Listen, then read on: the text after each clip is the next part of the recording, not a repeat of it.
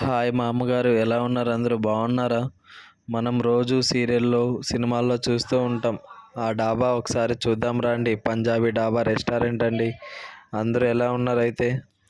Hi మామ, welcome to our channel Pullampeta Bullodu. రాండి లోపలికి వెళ్ళి చూద్దాం.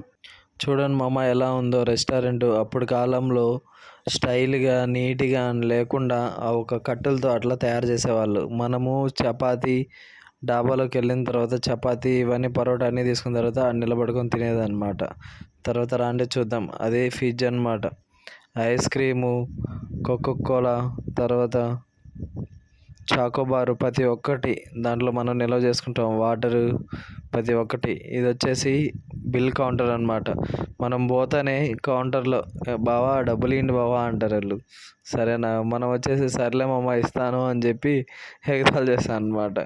అది చూడండి, వాటర్ క్యాన్ తీసుకొని నేను అక్కడ పెడదాం అనుకున్నా. మా ఫ్రెండ్ వచ్చేసి ఏ మామ ఎత్తురా క్యాన్ వచ్చేసి ఎవడంట ఎవడంట అని సాంగ్ పాడాడు. నేను కూడా ఎంత ఆనందంగా నేను ఒకసారి బాహుబలి నేను గుర్తు చేసుకున్నాను అనమాట.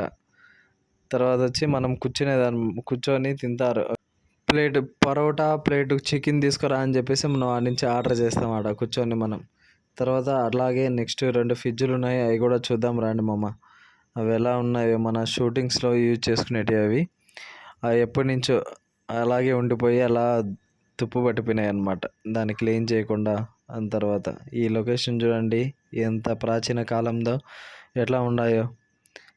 నాగరికతతో తెలిసినట్టు ఏవో బొమ్మలు మంచిగా నీట్గా వేసి బాగా డిజైన్ చేస్తారు దాంట్లో.